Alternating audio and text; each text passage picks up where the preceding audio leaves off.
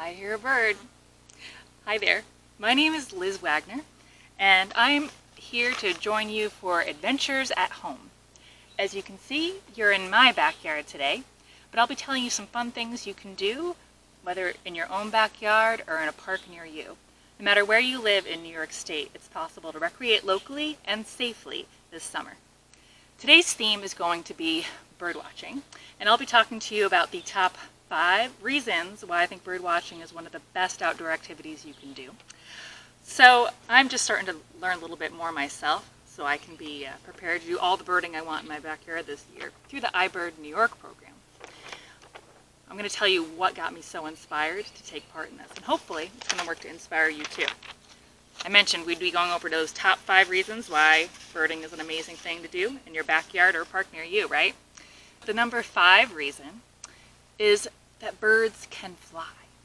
When I was a kid, if somebody asked me what type of animal I would like to be, hands down every time it was a bird. Of course, I mean they can fly, and in so many different types of ways, who wouldn't want to be a bird? You can be this tiny little fella right here, the ruby-throated hummingbird. You might be seeing them coming into your backyard, especially if you have lots of red flowers that they really like this time of year. If you're seeing them, know that they really, really worked hard to get to you. They're such incredible flyers. Their wings beat 80 times a second.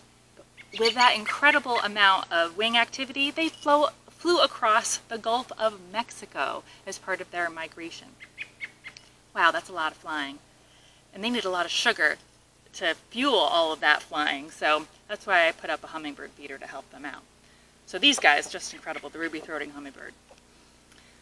All right, now here's another bird, a lot bigger, with a very different type of flying. This is a red-tailed hawk, and the red-tailed hawk can be found in New York State all times of year, in the middle of the winter or the heat of the summer. And what's incredible about these, you might find them here in the woods by me. You might find them perched along trees along one of the major highways, and you'll also find them in the city. And here where they might need a really big habitat, when they're in a place like a downtown area of a city, they may just need a block or two to have their whole territory, because they can find food actually really easily in the city. And you can see those wings, those big wings, those are not going to be beating 80 times a second. I think I would really like flying like them on a summer day. They use the warm air currents coming up off the earth, and you'll see them soaring overhead in these big wide circles with those wings outstretched like the other hawks in this group called the buteos. They have this shape to their wings, and it makes them so good at soaring up above the landscape. And I always just want to be up there with them, floating around. So that's the reason number 5 is definitely birds can fly, and I would love to be a bird any day of the week. So on to number 4. You're outside a lot more maybe now that you don't have as much to do, right? And you're not in school all day, or maybe you're not at the office all day. So every day that you go outside, I can guarantee you there is a new bird showing up every day. So here's one that we all were hearing in early spring, right? The Canada goose. We hear their honking overnight as they fly north. And it's always a sign the seasons are beginning to change. But if you're paying attention to the chorus of birds singing near you, you'll notice new ones showing up all the time. They're coming from tropical areas, having flown in many cases thousands of miles to get to be around us. And some of the birds that are the most common can fly the furthest. The barn swallows can fly from as far as the southern tip of South America to make it all the way up to us in the summertime. You might find them actually at some of our beaches, or hanging out on barn buildings or eaves of even your own house. So if you go outside and are getting attuned to what birds live near you, they'll be coming up and establishing territory. So if you go and walk along, you'll hear certain sounds, and if you're armed with your binoculars, you'll be spotting certain birds, and day by day, new ones are arriving. They're establishing territory so that they can have nests and raise young. So if you're paying close attention to as new birds arrive and where they're making their songs, establishing their territory, you're more likely to get to see them as they're making a nest in a new area. So even a familiar bird can have really fantastic adventures and is well worth getting to know. This is one of my favorites, and one I imagine everyone has seen before, the American robin. This one is common in my yard this time of year, and he's the first to sing in the morning and one of the last birds to sing at night. Think about all the winter storms this bird has had to wait out. You think that they're gone in the wintertime, but most of the time they're actually just near us, but in a different type of habitat, not obvious out in the middle of our yards in the snow. They've been hanging out in the evergreen trees when it's cold outside, and imagine some of those storms they had to weather in the middle of winter with their feathers all fluffed out. Robins are New York tough. But now this time of year, I do see them in my backyard all the time, and I love seeing how that they're listening and aware of their surroundings all the time. They'll be listening for something under the ground that I sure don't know is there. Have you ever seen that? Where they'll be like this and they kind of cock their head to one side. There's no obvious ear, but it's there. They turn their head to the side and are listening for the location of something moving. And then they'll peck at the ground and up will come a worm in their beak. If they have young that they're feeding, you'll see them doing that all day long, flying back and forth. There was a robin just now. Did you hear that? That robin's upset about something. So that's another thing robins can do. Thanks, Robin. I was just going to talk about this. Robins are one of the birds that are really known for doing alarm calls that alert other animals in the forest of what's happening. So if there's a peregrine falcon coming through that might be a danger in the city, or around here, perhaps a broad-winged hawk or a cat, that bird will be calling an alarm. If I went over there, perhaps I'd figure out what it was doing.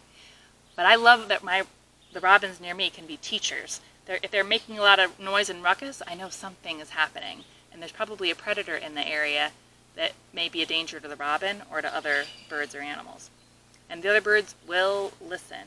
So you pay attention, you'll see they're paying attention too. So the American robin is out there feeding, protecting its neighbors, and just generally doing an incredible job at survival. So if a bird's common, maybe it's common because it is so good at surviving. The robin reminds me of the number 2 reason that I absolutely love birding. Birds make us aware of nature in every moment. Birds are everywhere. They are always active. They're found in every single habitat. And the more I'm cluing into what's happening with them, the more I'm cluing into what's happening elsewhere. Like I said, that robin tells me if there's maybe a hawk that I should be looking for, or maybe there's a fox in the woods, and you may even be finding something in the city, like maybe there's a raccoon going down somewhere near the street, and it's possibly a danger to the nestlings that American robin has near your backyard. So nature is always teaching us, but birds are one of the best teachers to tell you what's happening in your surroundings. And if you're looking for animals, you will always be able to find, see, or hear a bird.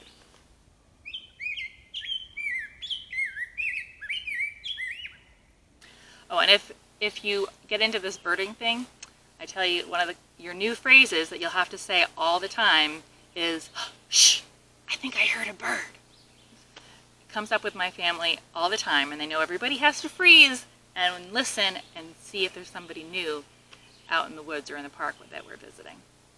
So number 1 reason why this spring and summer are an amazing time to get into birding, we're all here to help you. DEC runs this program called iBird New York.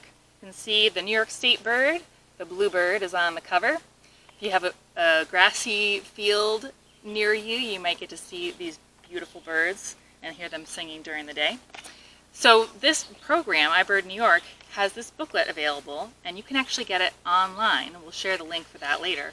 But this booklet tells you everything you need to know to get started on birding, but it is available for free. And if you're doing the iBird New York program, what you do is you use this as a guide, and your challenge is to find just 10 common New York birds. This is something you could possibly do in your backyard. Maybe you have to go a little bit further afield to find the great blue heron if you don't have a pond at your house. But most of these birds can be found or heard somewhere near you. So that's the number 1 reason that iBird New York can offer you all the information you need so that you can get started And you don't have to start out by saying, I'm going to learn all 150 birds that are found in my neighborhood. That can be a little bit daunting. But to start with exploring the birds that live in your backyard that are more common, that's a wonderful way to get introduced. And like I said with our friend the American robin, even if you're just watching what a bird you already know is up to every day, you're going to hear some incredible stories and see them in that bird's life, but also in all the wildlife that's in your neighborhood, because birds are tuned in to all of it.